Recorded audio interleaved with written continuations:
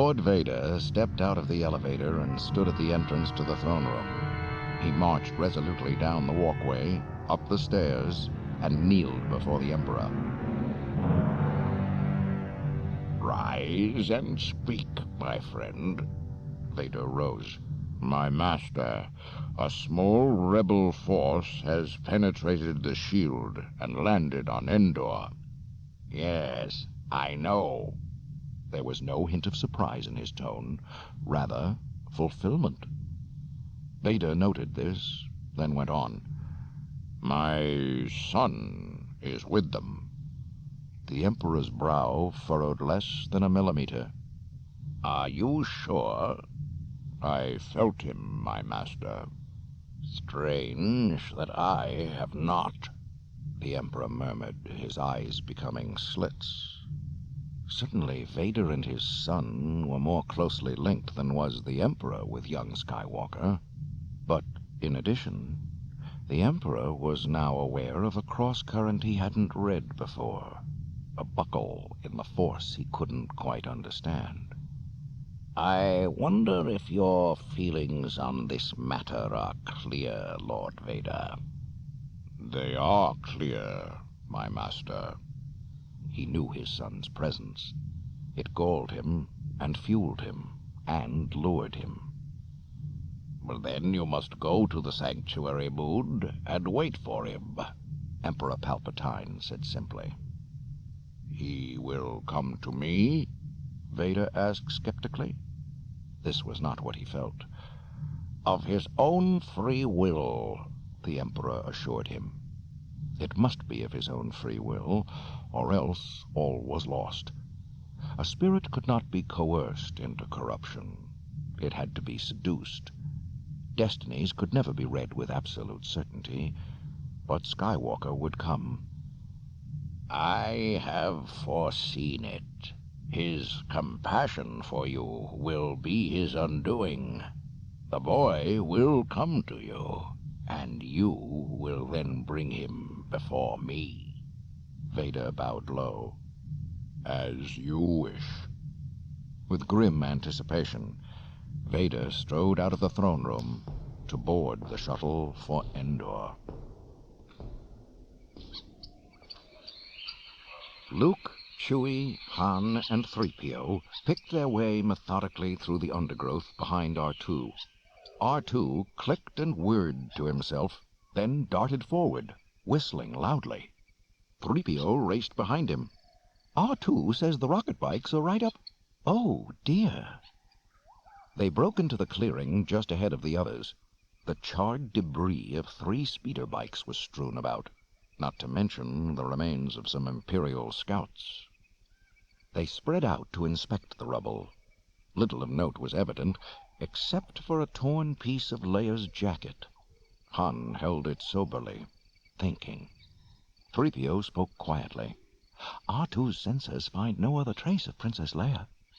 I hope she's nowhere near here now, Han said to the trees. Chewbacca stood facing the dense foliage beyond, then wrinkled his nose, sniffing. He roared, then plunged into the thicket. The others rushed after him.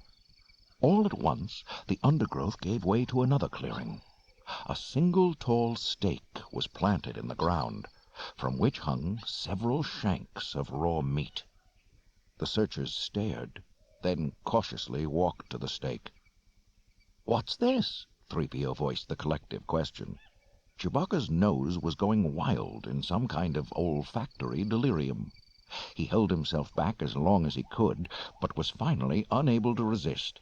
He reached out for one of the slabs of meat. "No, wait!" shouted Luke, but it was too late. The moment the meat was pulled from the stake, a huge net sprang up all around the adventurers, instantly hoisting them high above the ground in a twisting jumble of arms and legs. R2 whistled wildly. He was programmed to hate being upside down, as the Wookiee bayed his regret. Han peeled a hairy paw away from his mouth, spitting fur. "Great, Chewie. Nice work. Always thinking with your stomach." "Take it easy," called Luke. "Let's just figure out how to get out of this thing." He tried, but was unable to free his arms. Can anyone reach my lightsaber?" R2 was bottommost. He extended his cutting appendage and began clipping the loops of the viney net. Solo, meantime, tried to squeeze his arm past 3PO to reach the lightsaber hanging at Luke's waist. Suddenly, R2 cut through the last link, and the entire group crashed to the ground. As they gradually regained their senses, they realized they were surrounded by 20 furry little creatures, all wearing soft leather hoods, all brandishing spears. One came close to Han, pushing a long spear in his face, screeching, "Eek!" Solo knocked the weapon aside. "Point that somewhere else." A second Ewok became alarmed and lunged at Han. Again he deflected the spear, but in the process got cut on the arm. Han started to draw his pistol. Luke stopped him with a look. "Don't! It'll be all right," he added. Han held his arm and held his peace as the Ewoks swarmed around, confiscating all their weapons. R2 and 3PO were extracting themselves from the collapsed net when suddenly, with a little gasp, one of the Ewoks dropped his spear and prostrated himself before the golden droid. The other Ewoks followed suit. 3PO looked at his friends with a slightly embarrassed shrug as the small creatures began to chant in unison. "Ewo! Ewo! Ewo!" "I believe they think I'm some sort of god," 3PO said, almost apologetically. Chewbacca and R2 thought that was very funny, and spent several seconds hysterically barking and whistling. Han just shook his head with a galaxy-weary look. "Well, how about using your divine influence to get us out of this?" he suggested solicitously.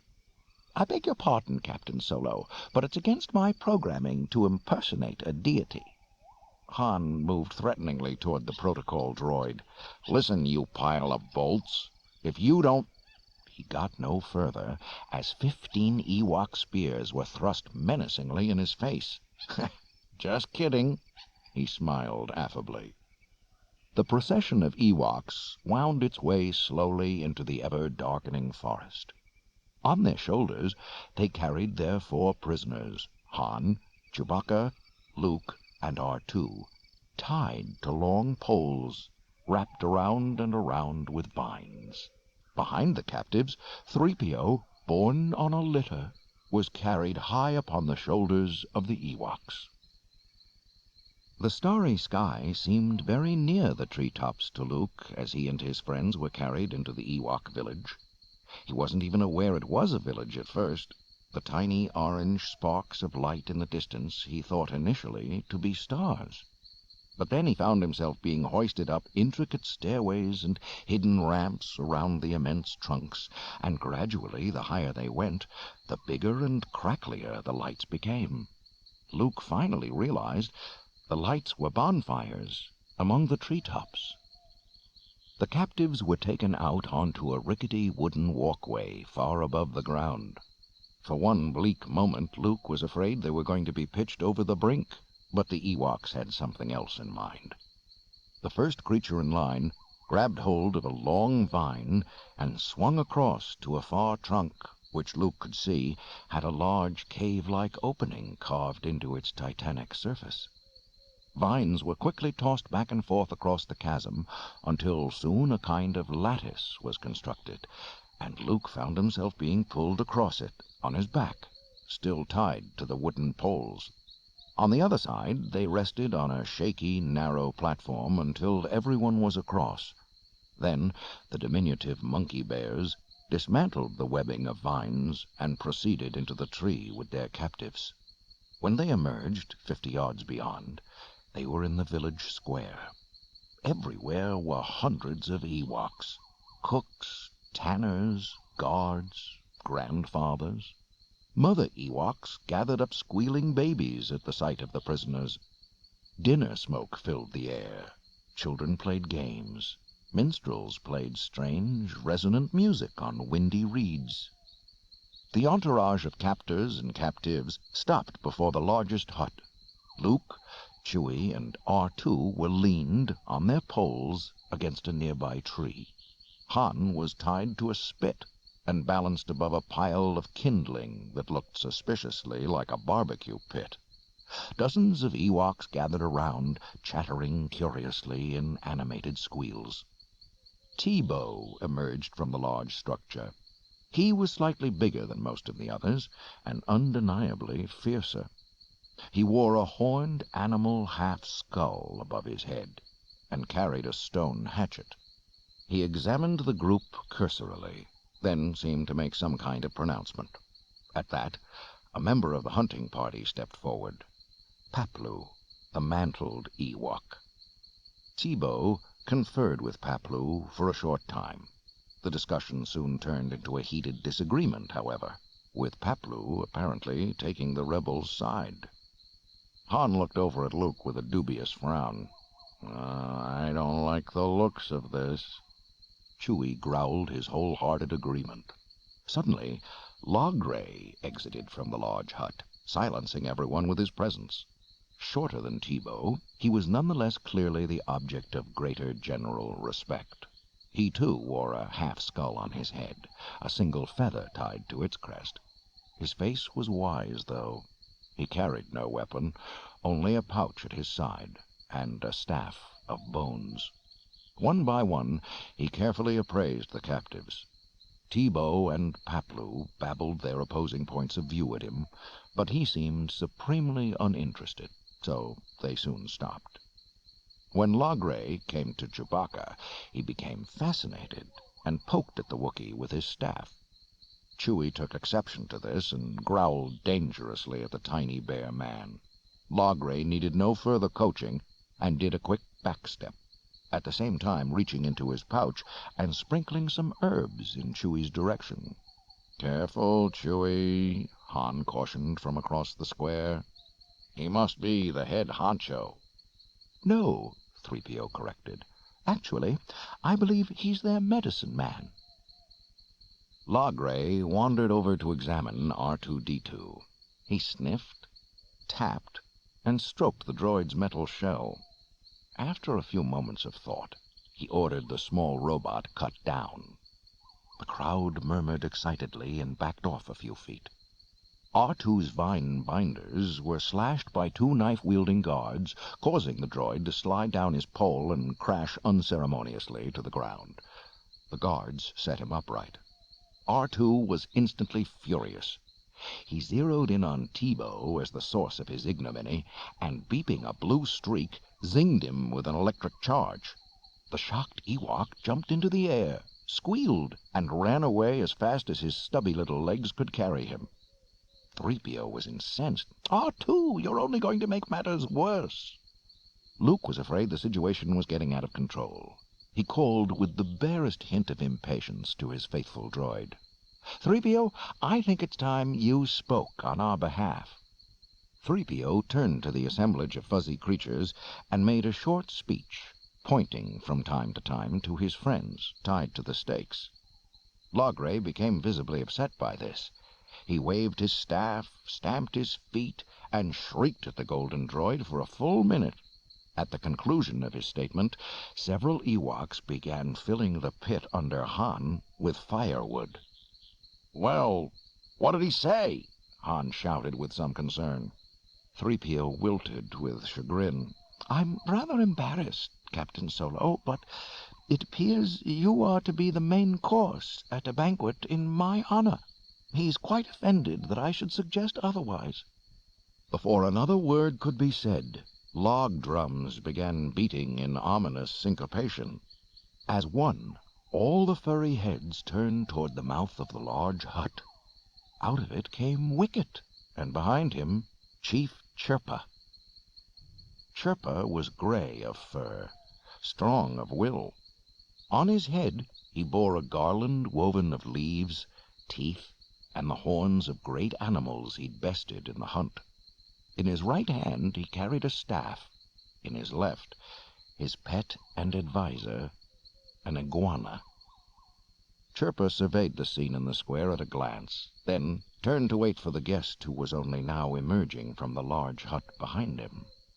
The guest was the beautiful young Princess of Alderaan. "Leia!" Luke and Han shouted together. With a gasp, she rushed toward her friends, but a phalanx of Ewoks blocked her way with spears. She turned to Chief Chirpa, then to the robot interpreter. "3PO, tell them these are my friends. They must be set free." 3PO looked at Chirpa and Logray. "Eep squee rio," he said with much civility. "The squee roa meep meep ira." Chirpa and Logray shook their heads with a motion unequivocally negative. Logray chattered an order at his helpers, who resumed vigorously piling wood under Solo. Han exchanged helpless looks with Leia. "Luke, what can we do?" Leia urged. Han was about to offer a suggestion when he paused, briefly taken aback by Leia's sudden intense faith in Luke. It was something he hadn't really noted before. He merely noted it now. "3PO, tell them if they don't do as you wish, you'll become angry and use your magic," Luke said. "But Master Luke, what magic?" the droid protested. "Tell them!" Luke ordered. The interpreter droid turned to the large audience. "Meeble screesh or aish shisti meep eep eep." The Ewoks seemed greatly disturbed by this proclamation. 3PO began rattling on in a terribly unsettling manner, as if he'd been caught falsifying his own program. "They don't believe me, Master Luke, just as I told you." Luke wasn't listening to the droid, though. He was visualizing him, seeing him sitting shiny and golden on his throne of twigs, prattling on, sitting in the black void of Luke's consciousness, and slowly beginning to rise. At first, 3PO didn't notice. Nobody did. 3PO just went right on talking, as his entire litter steadily elevated off the ground. I told you they wouldn't... What? Wait a minute. What's happening here?" The Ewoks silently fell back in terror from the floating throne. 3PO now began to spin, as if he were on a revolving stool. "Help!" he whispered. "R2, help me!" Chief Chirpa shouted orders to his cowering minions. Quickly they ran forward and released the bound prisoners. Leia, Han, and Luke enfolded each other in a long, powerful embrace. Luke was aware of a plaintive beeping behind him, and turned to see R2 staring up at a still-spinning 3PO. He lowered the golden droid slowly to the ground. 3PO, still a bit shaken, stood with a wobbly smile. "Why, I didn't know I had it in me."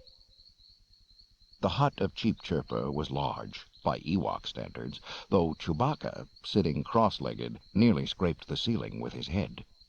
The Wookiee hunched along one side of the dwelling with his rebel comrades, while the chief and 10 elders sat on the other side, facing them. 3PO was in the midst of an animated history of the Galactic Civil War, replete with pantomime, explosive sound effects, and editorial commentary. The Ewok elders listened carefully, occasionally murmuring to each other. It was a fascinating story, and they were thoroughly absorbed, at times horrified. Logray conferred with Chief Chirpa once or twice, and several times asked 3PO questions, to which the golden droid responded quite movingly. In the end, though, after a rather brief discussion among the elders, the chief shook his head negatively. He spoke to 3PO, and 3PO interpreted for his friends. "Chief Chirpa says it's a very moving story," the droid explained, "but it really has nothing to do with Ewoks." A deep and pressing silence filled the small chamber. It was finally Solo who spoke for the group, for the Alliance. "Tell them this, Goldenrod. They shouldn't help us 'cause we're asking them to. They shouldn't even help us 'cause it's in their own interest to. Now, that's why I used to do stuff, because it was in my interest. But not anymore. Mostly I do things for my friends now. 'Cause what else is important? Money? Power? The point is, your friends are your friends. You know?" This was one of the most inarticulate pleas Leia had ever heard, but it made her eyes fill with tears. The Ewoks, on the other hand, remained impassive. She thought of her experience in the forest earlier, her sense of oneness with the trees, whose limbs stretched towards the very stars, their light filtering down like cascading magic. Leia felt that magic within her, and it resonated around the hut, making her stronger, until she felt one with these Ewoks. The debate wound down. Leia made her appeal to the council. "Do it because of the trees," she said. That's all she said. Now Wicket jumped to his feet, facing the elders, and began his own impassioned speech. Eep, eep, meep, eek, squeak. 3PO translated for his friends. "Honorable elders, we have this night received a perilous, wondrous gift, the gift of freedom. This golden god, whose return to us has been prophesied since the first tree, tells us now he will not be our master, tells us we are free to choose as we will, that we must choose, as all living things must choose their own destiny. His friends tell us of a force, a great living spirit of which we are all a part, even as the leaves are things separate, yet part of the tree. We know this spirit, honorable elders, though we call it not the Force. The friends of the Golden One tell us this force is in great jeopardy, here and everywhere. When the fire reaches the forest, who is safe? Not the great tree of which all things are part, not its leaves, nor its roots, nor its birds. All are in peril. It is a brave thing to confront such a fire, honorable elders." The little bear creature fixed his gaze on the others in the hut. Not a word was spoken. Nonetheless, the communication was intense. After a minute like this, he concluded his statement. "Honorable elders, we must aid this noble party, not less for the trees, but more for the sake of the leaves on the trees. These rebels are like the Ewoks, who are like the leaves, battered by the wind, yet do we throw ourselves on smouldering fires, that yet another may know the warmth of light. So must we help our leaf brothers, these rebels, for so has come a season of change upon us." The elders were moved. Without saying another word, they nodded in agreement. Chief Chirpa stood, and without preface made a brief announcement. All at once drums began to beat throughout the entire village. The elders jumped up and ran across the tent to hug the rebels. Luke, like the others, was sharing the joyous occasion when suddenly a dark cloud filled his heart. He wiped its traces from his face. Nobody noticed. 3PO turned to the rebels.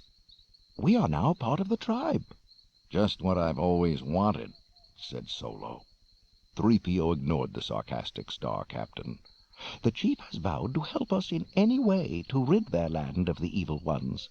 Tebow says his chief scouts, Wicket and Paplu, will show us the fastest way to the shield generator." "Tell him thanks, Goldenrod."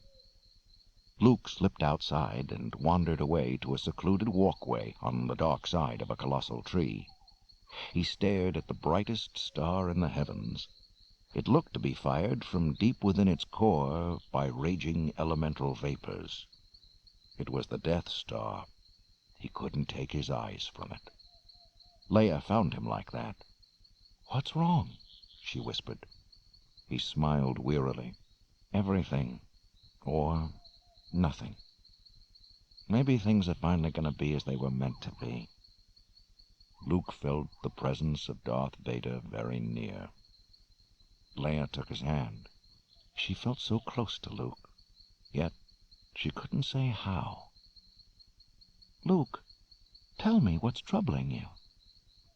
He stared at her a long moment, estimating her abilities. She was strong. He felt it unwaveringly. He could depend on her.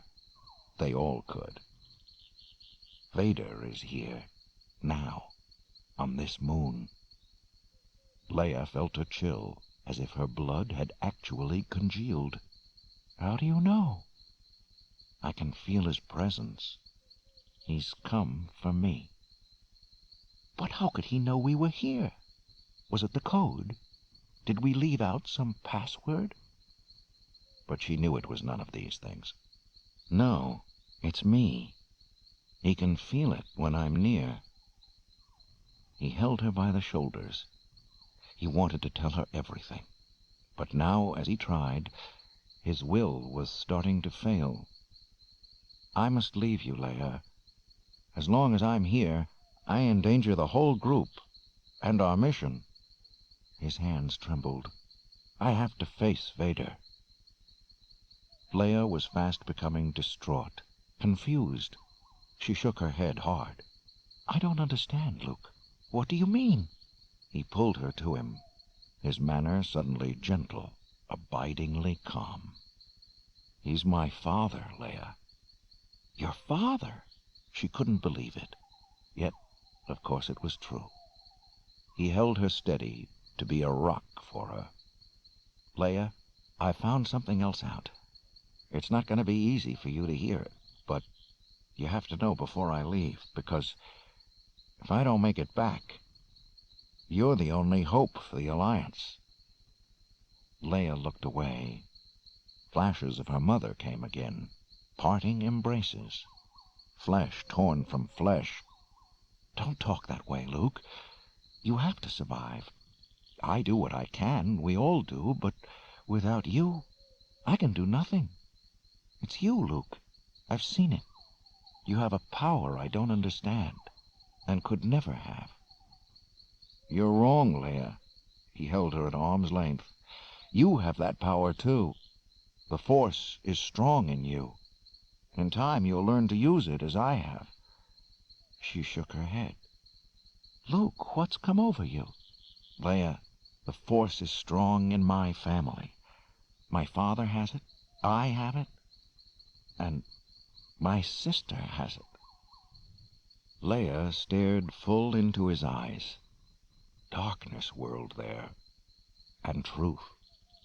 What she saw frightened her, but now, this time, she started to understand. Yes, he whispered, seeing her comprehension. Yes, it's you, Leia. He held her in his arms. Leia closed her eyes tightly against his words, against her tears, to no avail. It all washed through her. I know, she nodded. Openly she wept. Then you know I must go to him. She stood back. No, Luke, no. Run away, far away. If he can feel your presence, go. I can't. Luke, why? Why must you confront him? There's good in him. I've felt it. He won't give me over to the Emperor. I can save him. I can turn him back to the good side. I have to try, Leia. He's our father. They held each other close. Goodbye, dear sister. Lost and found. Goodbye, sweet, sweet Leia. Luke moved slowly back along the planking and disappeared into the darkness of the tree cave that led out of the village. Leia watched him go, quietly weeping. She was crying and trembling and whimpering all at once, when suddenly Han stepped up and embraced her from behind. He'd gone looking for her and heard her voice, and arrived just in time to see Luke leaving. But only now, when Leia jumped at his touch, did he realize she was sobbing. His quizzical smile turned to concern, tempered by the heart fear of the would-be lover. Hey, what's going on here? She stifled her sobs, wiped her eyes. It's nothing, Han. I just want to be alone for a while. She was hiding something, that much was plain. It's not nothing, he said angrily. "I want to know what's going on." He shook her. It made him sick at heart to think of Leia with Luke. He couldn't even bring himself to imagine what it was he didn't want to imagine. He'd never been out of control like this. He realized he was shaking her, and stopped. "I can't, Han." Her lip began to tremble again. "You can't tell me? Maybe you'd rather tell Luke." "Oh, Han," Leia cried, and burst into tears once more. She buried herself in his embrace. Han's anger turned slowly to confusion and dismay as he found himself wrapping his arms around her, comforting her. "I'm sorry," he whispered into her hair. "I'm sorry. Please, just hold me." He just held her. Morning mist rose off dewy vegetation as the sun broke the horizon over Endor. The Imperial landing platform squatted over the ground, harsh, metallic, octagonal. It seemed to cut like an insult into the verdant beauty of the place. An Imperial walker emerged from the timber on the far side of the platform, returning from a patrol mission.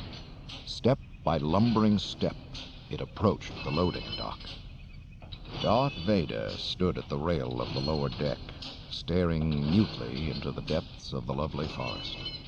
It was coming soon. He could feel it. Like a drum getting louder, his destiny approached. The Imperial walker docked and opened its doors. A phalanx of stormtroopers marched out and lockstep toward Vader. They stopped when they reached him, and at a word from their captain, parted to reveal a bound prisoner in their midst. It was Luke Skywalker. The young Jedi gazed at Vader with complete calm. The stormtrooper captain spoke to Lord Vader. "This is the rebel that surrendered to us. Although he denies it, I believe there may be more of them, and I request permission to conduct a wider search of the area." He extended his hand, which held Luke's lightsaber. "He was armed only with this." Vader looked at the lightsaber a moment, then slowly took it from the captain's hand. "Leave us. Conduct your search, and bring his companions to me." The officer and his troops withdrew back to the walker. Luke and Vader were left standing alone, facing each other in the emerald tranquility of the ageless forest. "So," the Dark Lord rumbled, "you have come to me." "And you to me." "The Emperor is expecting you. He believes you will turn to the dark side." "I know, Father." "So, you have finally accepted the truth," Vader gloated. "I have accepted the truth that you were once Anakin Skywalker, my father." "That name no longer has meaning for me." "It is the name of your true self." Luke's gaze bore steadily down on the cloaked figure. "You have only forgotten. I know there is good in you." He molded with his voice, tried to form the potential reality with the strength of his belief. "That's why you could not destroy me. That's why you won't take me to your Emperor now." Vader seemed almost to smile through his mask at his son's use of Jedi voice manipulation. He looked down at the lightsaber the captain had given him, Luke's lightsaber. So the boy was truly a Jedi now, a man grown. He held the lightsaber up. "You have constructed another." "This one is mine," Luke said quietly. "I no longer use yours." Vader ignited the blade and examined its humming, brilliant light like an admiring craftsman. "Your skills are complete. Indeed, you are as powerful as the Emperor has foreseen." They stood there for a moment, the lightsaber between them. Sparks dove in and out of the cutting edge. "Come with me, Father." Vader shook his head. "Ben once thought as you do." "Don't blame Ben for your fall." Luke took a step closer, then stopped. Vader did not move. You don't know the power of the dark side. I must obey my master. I will not turn. You will be forced to destroy me. If that is your destiny. Search your feelings, Father. You can't do this. I feel the conflict within you. Let go of your hate. But Vader hated no one. He only lusted too blindly. Someone has filled your mind with foolish ideas, young one. The Emperor will show you the true nature of the Force. He is your master now. Vader signaled to a squad of distant stormtroopers as he extinguished Luke's lightsaber.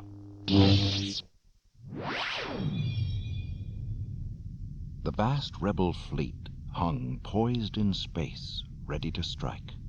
It was hundreds of light years from the Death Star, but in hyperspace, all time was a moment, and the deadliness of an attack was measured not in distance, but in precision. The calculations required to launch such a meticulously coordinated offensive at light speed made it necessary to fix on a stationary point. The point chosen by the rebel command was a small blue planet of the Sullust system.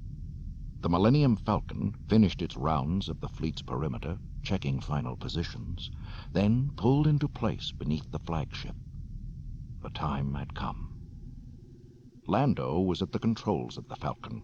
Beside him, his co-pilot, Nien Numba, a jowled, mouse-eyed creature from Sullust, flipped switches, monitored readouts, and made final preparations for the jump to hyperspace. Lando set his comlink to War Channel and made his summary report to Akbar on the command ship. Admiral, we're in position. All fighters are accounted for. Akbar's voice crackled back over the headset. Proceed with the countdown. All groups assume attack coordinates. Lando turned to his co-pilot with a quick smile. Don't worry, my friends are down there. They'll have that shield down in time. He turned back to his instruments, saying under his breath, Boy, this will be the shortest offensive of all time. Up on the bridge of the Star Cruiser command ship, Akbar looked around at his generals. All was ready. Are all groups in their attack coordinates? He asked. Affirmative, Admiral. Akbar gazed out his view window meditatively at the starfield. He spoke finally into the comlink War Channel. All craft will begin the jump to hyperspace on my mark. May the Force be with us. He reached forward to the signal button. In the Falcon, Lando stared at the identical galactic ocean with the same sense of grand moment, but also with foreboding. They were doing what a guerrilla force must never do, engage the enemy like a traditional army. If the rebels lost this battle, they lost the war. Suddenly, the signal light flashed on the control panel. The attack commenced. Lando pulled back the conversion switch and opened up the throttle. Outside the cockpit, the stars began streaking by. The streaks grew brighter and longer as the ships of the fleet roared at light speed, soaring through the warp into hyperspace and disappearing in the flash of a moon.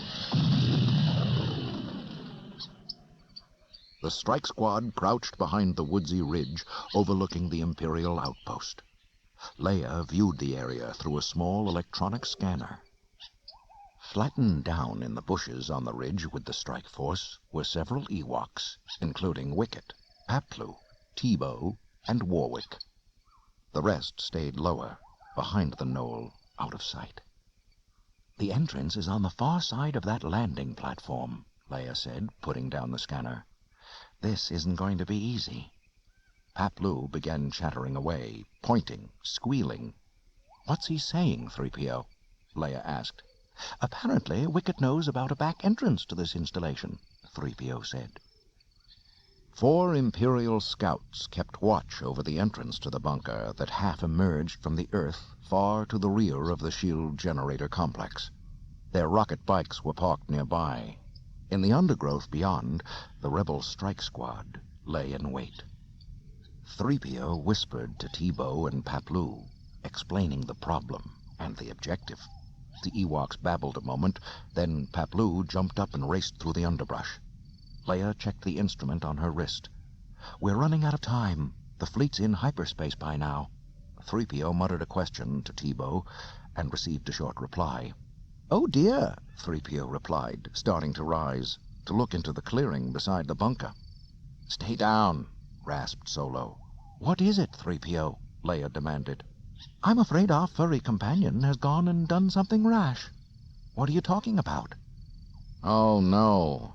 Look." Paploo had scampered down through the bushes to where the scouts' bikes were parked. The rebel leaders watched as the little ball of fur swung his pudgy body up onto one of the bikes and began flipping switches at random. Before anyone could do anything, the bike's engines ignited with a rumbling roar. Leia held her forehead. "Oh, no, no, no!" Chewie barked. Han nodded. "So much for our surprise attack." The Imperial scouts raced toward Paploo just as the forward drive engaged, zooming the little teddy bear into the forest.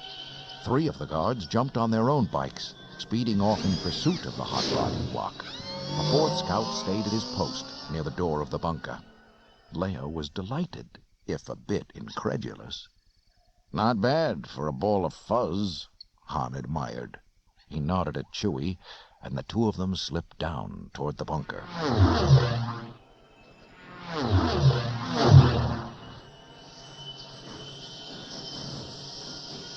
Paploo, meanwhile, was sailing through the trees, more lucky than in control. When the Imperial scouts began firing laser bolts at him, he rounded a tree just out of their sight and grabbed a vine. He then swung up into the branches, giggling furiously. Back at the bunker, the last scout was subdued by Chewbacca. Stripped of his suit, the scout was carried into the woods by 2 members of the strike team. The rest of the squad silently crouched around the entrance. Han stood at the door, checking the stolen code against the digits on the bunker's control panel. With natural speed, he punched a series of buttons. Silently, the door opened. Leia peeked inside. No sign of life. She motioned the others and entered the bunker. Soon, the entire team was huddled inside the otherwise empty steel corridor, leaving 1 lookout outside, dressed in the unconscious scout's uniform. Han pushed a series of buttons on the inner panel, closing the door behind them. Furtively, Leia led the way down the dark, low-beamed tunnel. Vader's shuttle settled into the docking bay of the Death Star like a black nightmare insect. Luke and the Dark Lord emerged from the snout of the beast with a small escort of stormtroopers and walked rapidly across the cavernous main bay to the Emperor's tower elevator. Royal guards opened the elevator door. Luke stepped forward. His mind was buzzing with what to do.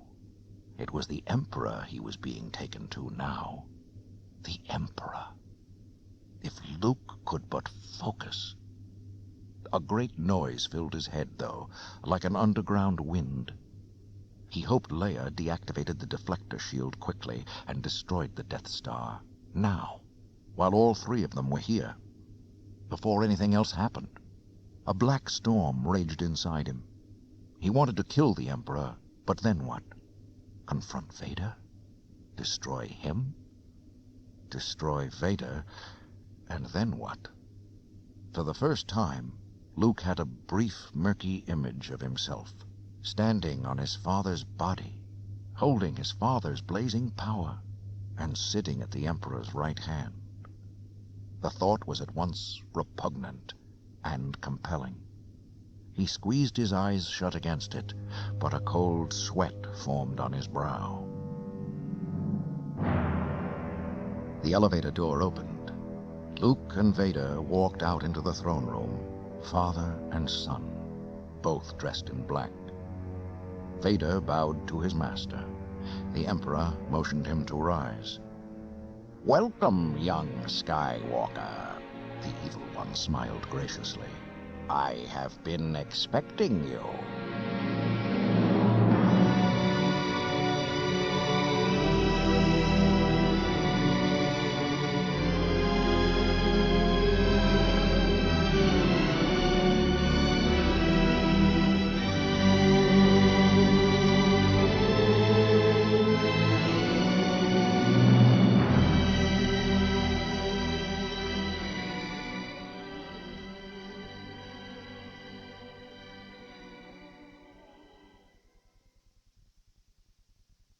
This program is continued on the other side of this cassette.